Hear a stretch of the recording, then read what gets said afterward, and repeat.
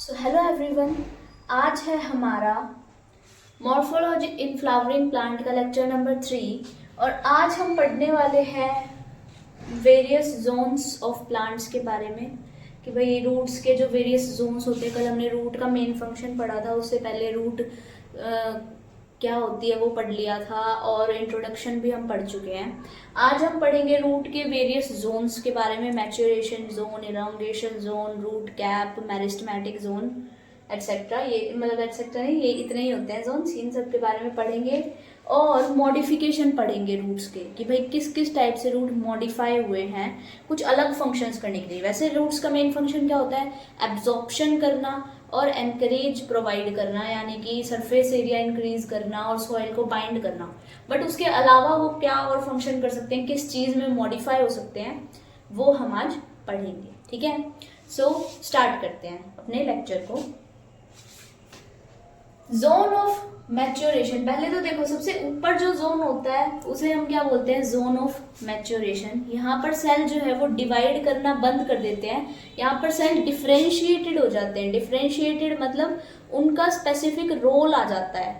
जैसे कि पहले सेल डिवाइड कर रहे होते हैं, उनका कोई रोल नहीं होता, फिर अलग अलग सेल, हमें अलग अलग रोल की जरूरत पड़ती है ना हर जगह पे। हम ऐसा तो नहीं है एक ही सेल को हर जगह भेज दे भाई तुम ये भी करो वो भी करो, नहीं। डिफरेंट टाइप ऑफ सेल होते हैं जिसकी हमें ज़रूरत पड़ती है अलग अलग रोल्स को परफॉर्म करने के लिए। तो हम जो सेल है उसे अलग अलग जगह पे जो है प्लांट करते हैं। इसमें जोन ऑफ मैच्योरेशन में स्टार्ट हो जाता है सेल अंडरगो डिफरेंशिएशन। डिफरेंशिएशन यही होता है कि उन्हें अपना एक स्पेसिफिक रोल मिल जाता है। नो डिवीजन, कोई डिवीजन नहीं होती। Proximal to zone of elongation, यानी कि जो जोन ऑफ इलोंगेशन है उसके प्रॉक्सिमल यानी कि उसके बिल्कुल पास में ही प्रेजेंट होता है, उसे जस्ट ऊपर जो है जोन ऑफ मैच्योरेशन प्रेजेंट होता है। Root hair present, root hair अब क्या होता है? मतलब जो रूट होती है उसके थोड़े थोड़े बाल निकले होते हैं ना, उन्हें रूट हेयर बोलते हैं। ठीक है, इस पे ही रूट हेयर प्रेजेंट होते हैं, कोई जोन ऑफ इलोंगेशन या मेरिस्टेमेटिक जोन पे नहीं होते। ठीक है, ये रूट है हमारी। अब ये देखो यहाँ पर ये दिखा दिया हमने रूट हेयर। ठीक है, रूट हेयर क्या है? यूनिसेलुलर है, याद रखना। जो रूट्स के हेयर होते हैं वो यूनिसेलुलर होते हैं और एक हम स्टेम में भी हेयर पढ़ेंगे वो मल्टी सेलुलर होते हैं। ठीक है, अभी बता दिया मैंने, ये एनाटॉमी में पढ़ेंगे हम कि जो रूट हेयर होते हैं वो यूनिसेलुलर होते हैं और जो स्टेम के अंदर जो हेयर आते हैं वो मल्टी सेलुलर होते हैं। यूनिसेलुलर मिलियन इन नंबर, काफी सारे होंगे, हम गिन नहीं सकते उन्हें। छोटे छोटे जैसे हमारे बाल होते हैं वैसे इनके रूट हेयर होते हैं। Increase surface area for absorption, अब ये भी क्या काम कर रहे हैं? सरफेस एरिया फॉर एब्जॉर्प्शन को इंक्रीज कर रहे हैं, यानी कि मिनरल्स को एब्जॉर्ब करने के लिए सरफेस एरिया इंक्रीज कर रहे हैं। जितने एक्सटेंशन होंगे यानी कि जितनी तरफ से जो है हमें एक एरिया प्रोवाइड होगा उतनी तरफ से हम न्यूट्रिशन को खींच सकते हैं।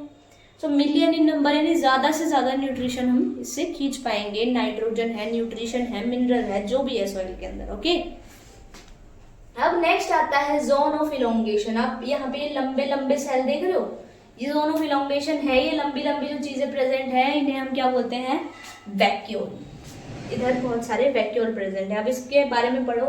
Proximal to meristematic zone, meristematic zone के जस्ट ऊपर। प्रॉक्सिमल यानी कि बिल्कुल पास में या फिर जस्ट ऊपर जो है। और डिस्टल क्या होता है? देखो प्रॉक्सिमल और डिस्टल यूज होते हैं। डिस्टल होता है उससे दूर और प्रॉक्सिमल होता है उसके बिल्कुल पास में।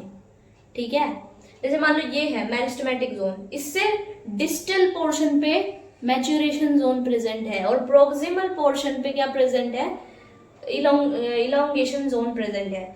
इधर के जो सेल है वो इनलार्जमेंट करते हैं, यानी कि जो सेल प्लांट की हाइट है और जो उसके सेल का साइज है वो यहीं पे इंक्रीज किया जाता है इलोंगेशन जोन में।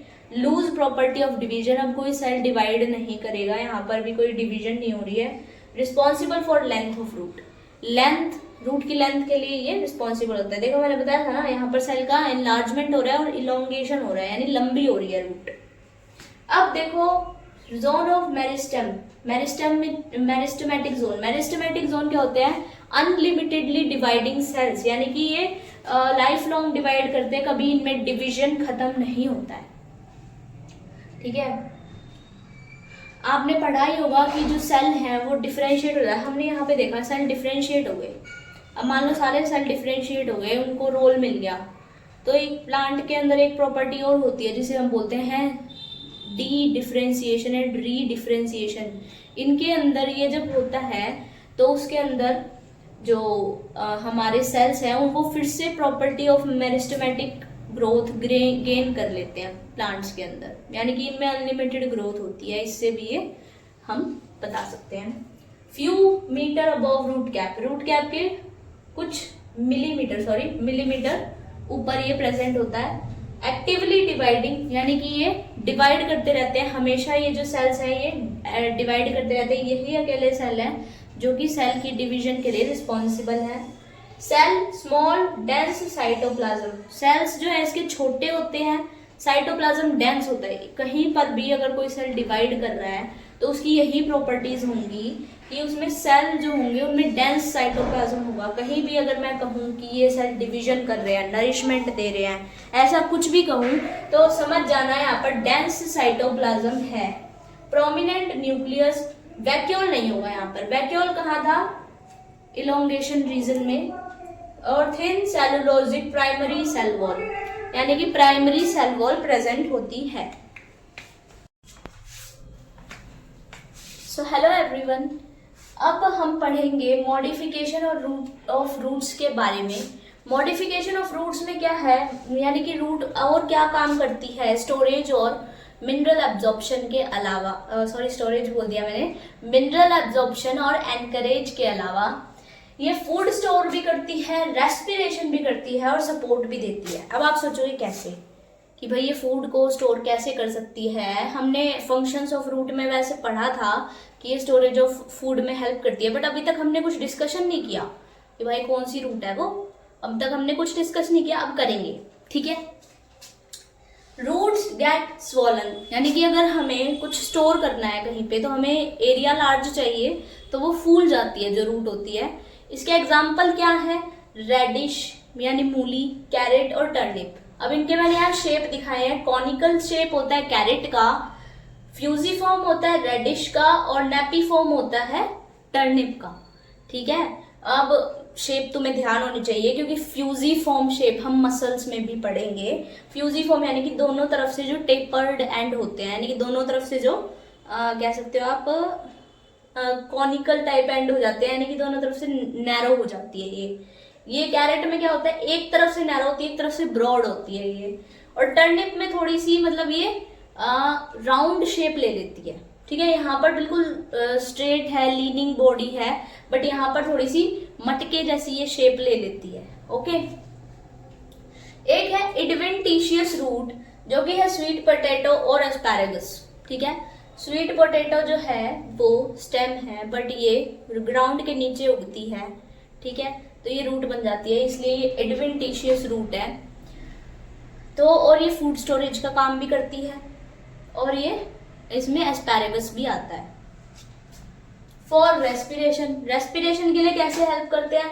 एक स्पेशल टाइप के रूट्स होते हैं जिन्हें हम न्यूमेटोफोर्स बोलते हैं, जो कि मैनग्रोव वेजिटेशन में ज्यादा देखने को मिलते हैं। मैनग्रोव वेजिटेशन कहाँ होती है? दलदली क्षेत्र में।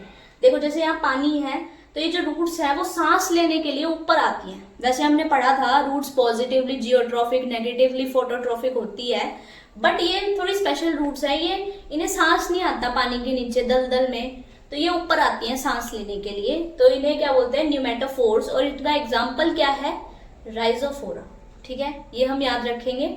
ये एनसीईआरटी में आपको डायग्राम भी दिया गया है, एस्पैरागस का भी डायग्राम दिया हुआ है, तो आप उसे देख सकते हो, कंसीडर जरूर करना उसे, क्योंकि कई बार डायग्राम से भी डायरेक्ट क्वेश्चन आ जाता है। एक है सपोर्ट के लिए। सपोर्ट के लिए दो टाइप के हो सकते हैं, प्रॉप रूट और स्टिल्ट रूट। प्रॉप रूट और स्टिल्ट रूट में अब क्या है? प्रॉप रूट जो होती है वो ट्री की लेटरल ब्रांचेस से राइज होती हैं। मान लो ये ट्री है, इसकी ब्रांचेस निकली हुई, यहाँ से रूट लटक जाएंगी, ठीक है, यानी कि ये ग्राउंड के ऊपर आ गई है रूट्स। ये बनाना ट्री में होती हैं, ये सपोर्ट प्रोवाइड करती हैं। स्टिल्ट रूट, स्टिल्ट रूट अब क्या करती हैं? स्टिल्ट रूट शुगर केन और मेज जैसे पौधों में, प्लांट्स में पाई जाती हैं। जैसे कि ये है, एक स्टेम है, अब उगनी कहाँ से चाहिए? ये एक एडवेंटिशियस रूट है, ये भी एक एडवेंटिशियस रूट है। अभी उगनी कहाँ से चाहिए, बेस ऑफ स्टेम से, बट उग कहाँ से रही है, इंटरनोड से, यानी कि ये स्टेम के ऊपर से उग रही है, देखो ठीक है, ये स्टेम के ऊपर से उग रही है, इसलिए हम इसे एडवेंटिशियस रूट कहते हैं। और ये सपोर्ट प्रोवाइड करती है ऑब्लिकली डाउनवर्ड, यानी कि तिरछे में डाउन जाती है ये, और प्रोवाइड सपोर्ट प्रोवाइड करती है, ये तो हमें पता ही है, ठीक है। सो गाइज, आज हमने हमारे 2 टॉपिक कवर करे हैं, एक तो जोन्स देखे हैं रूट के वेरियस, और देखा है हमने मॉडिफिकेशन। अब हमारा रूट का जो टॉपिक है वो कंप्लीट हो चुका है। कल हम स्टार्ट करने वाले हैं अपना स्टेम का टॉपिक। और अगर आपको अभी तक इस वीडियो में मजा आ रहा है तो प्लीज मेरे चैनल को लाइक करो, सब्सक्राइब करो और शेयर कर दो, और नेक्स्ट वीडियो जल्दी आएगा। थैंक यू सो मच, आज के लिए इतना ही।